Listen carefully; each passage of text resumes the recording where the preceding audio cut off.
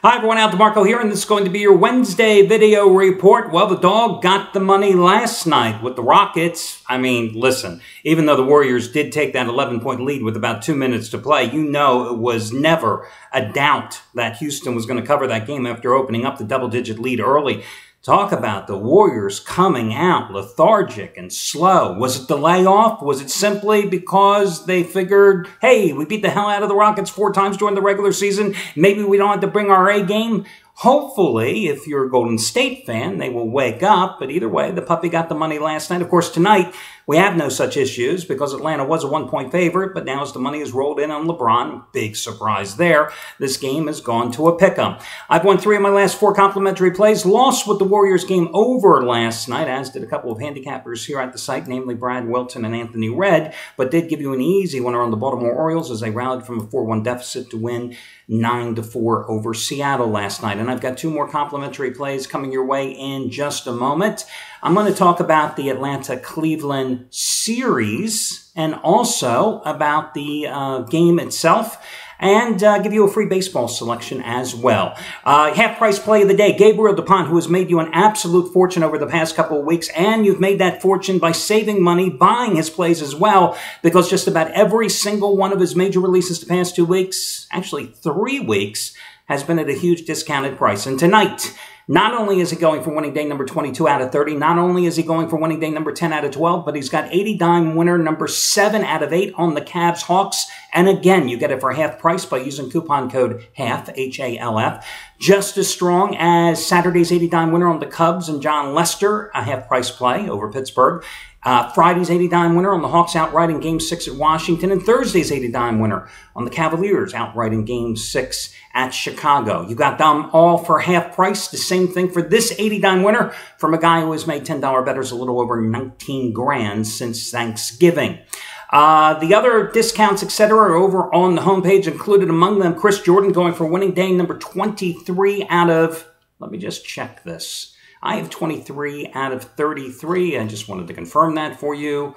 23 out of 32. Oops, okay, I was wrong. 23 out of 32 with his playoff total of the year. $1 bettors. The past 31 days, 1 month of action, $1 bettors netted $4,640. Not a bad month, right? I mean, $4 grand in your pocket, $4,600. Not bad. Tonight, playoff total of the year, Cavs, Hawks over under. Stronger than his 400-star baseball winner, number 13-16 last night with the Nationals rallying for the win against the Yankees. You get it for $9, saving $90 off the purchase price by using coupon code CHRIS9, CHRIS9, C-H-R-I-S 9. And heads up, Jeff Benton, who's looking for 50-dime winner number 7 out of 10 after hitting with a 50-dime winner on the Rockets last night, has the same exact total as Chris in this contest. All your other promos, etc., are over on the homepage. Let's talk about this particular series. Listen, I discount the fact that the Hawks took 3 out of 4 in the regular season in this series, because the fact is Cleveland transformed itself during the regular season after the acquisitions of the center from Denver and the big Knicks trade that brought him J.R. Smith and Iman Shumpert, among others. And, of course, then Cleveland lost Kevin Love. And now they're playing with Kyrie Irving, who's essentially playing on one leg. And as for the Hawks, they are not the same team they were that won 60 games in the regular season, as I pointed out even before the playoffs began. I never have understood the logic in coaches giving their starters extended rest once they clinch a division, clinch a title, clinch a playoff seeding, etc. I understand giving them a day here, a game here, but when you clinch it early, which the Hawks did, wrapping it up with 3 weeks to go in the regular season, then you basically are taking that finely tuned engine of that race car and you are just parking it in the garage and letting it collect dust. You're not putting new oil in it. You know what I mean? They don't rev the same way. And that's been the Hawks' problem throughout the postseason against the first-round series opponent, Brooklyn, and against Washington as well. The offensive flow has not been there. The crisp ball movement has not been there. Jeff Teague and Kyle Korver have struggled mightily here in the postseason. Now, on the other hand, we have the Cleveland Cavaliers team. Again, that is not as fluid as it was during the regular season because you're missing Kevin Love. And again, Kyrie Irving is playing with essentially one leg in this contest. But here's the thing. When I look at this series, I mean, listen, LeBron's the best player on the floor. Given, right? We don't have to acknowledge anything further than that, okay? Where I look for the Hawks, and the reason I would be willing to take them, first of all, at a huge give-back price, $200 here in the series, is this. I think that backcourt is going to get going with Teague and Korver, because I think Teague is going to be able to exploit Irving with his quickness. And remember, the Hawks are best offensively when Teague is driving the lane. That's when they're best. It's not when Teague is being a perimeter player. Meanwhile, Bradley Beal isn't around to harass Kyle Korver, okay? Beal was too athletic, too good of a defender. J.R. Smith? Iman Shumpert? Okay, yeah, he's a good defender, but Korver can take care of business against him, okay? And I think Korver gets untracked in this series. He's a shooter. This is a guy who hit, 49% of his three-pointers during the regular season. He had a bad series against Washington. He is a shooter. Shooters have no conscience. They'll keep on shooting the ball. I think he's going to deliver it as well. Also, I think the Hawks, although they are a smaller team than Cleveland physically along the front line, they are a very good rebounding team. And you've seen them consistently against bigger foes like the Wizards, like the Brooklyn Nets, consistently handle themselves on the boards. And they are especially effective on the offensive boards. That's where Al Horford, Paul Millsap really do a good job on the glass, and the Hawks get a lot of second chance opportunities. So when you read the box score, you'll see the Hawks get outscored generally in the paint. But when you look at the offensive rebounding and you see the second chance points, that's generally where you see Atlanta getting it going, okay? It's a 7-game series. I would tell you the same thing if I was laying the wood with Cleveland or playing the dog here with Atlanta. The luxury of the 7-game series is you can always bail out on the series if things aren't going your way. And that's especially true when you're taking a 200 underdog. Hey, Cleveland takes the first couple games in the series. Could happen, right? I mean, listen, Atlanta laid an egg in game 1 at home against Washington. Did the Hawks not? You can always bail out. Yeah, it's another wager you got to play. But listen, guys, you just don't make a bet and walk away. You got to stay in it for the series. So I think Atlanta, as the underdog, is just a wise financial investment in this contest. Now, your other complimentary play tonight is going to be, let me see. I was thinking of one game, but I'll tell you what. I got to go against my Phillies. And I say my Phillies because I grew up in the Philadelphia suburbs. And this team might be as bad as the 1972 team that I first started following Philadelphia as a little kid. Of course, then they had Steve Carlton. Carlton might pitch better tonight at Coors Field, even at his advanced age, than Severino Gonzalez, who is making his 3rd major league start today. Severino, actually, I think is how you pronounce his first name. Listen, he had a nice spring training big league appearance late in March for the Phillies.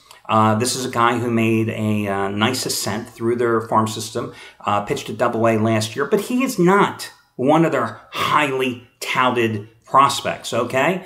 Most of those guys are in Double-A ball. He did happen to be a Triple-A, however, and he has options, and the Phillies need a pitcher because Chad Billingsley, 3 starts on the DL with a shoulder injury. The guy he replaced, David Buchanan, sent to the minors to work on his control, had 2 good starts, then has a severe ankle sprain. Same day Billingsley gets hurt. So they're out of options. They had to bring up Gonzalez. Now, here's what I don't like about him. In his major league debut against St. Louis, he was just horrible back on April 28th. 7 runs and 10 hits and 2.2 innings of work, okay? Now, did he respond a little better in his second start, giving up just 2 runs in 5 innings against an offensively inconsistent Miami Marlins club on May 3rd? Yes, he did. But then he was sent back to the minors. Now he's brought up. I love going against young pitchers, pitching for the first time at Coors.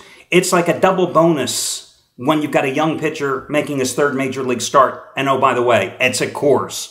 I know the Rockies have been pathetic. But then again, the Rockies did finally snap that 6-game home losing streak last night. And even though the Phillies won game 1 of the series behind Cole Hamels 4-3 2 nights ago, let's keep in mind, Phillies are still a major league worst 5-14 on the road. So I'll go with Eddie Butler, pretty cheap price, minus $1.35 against the Phillies. And Gonzalez in that one. The other contest, let's take a look at the San Diego game against the Chicago Cubs. Listen, I used San Diego last night and was lucky that James Shields was dominating and acted as a stopper, snapping the Padres' 3-game losing streak with an 11 strikeout performance against the Cubbies last night as the Padres hung on for the win.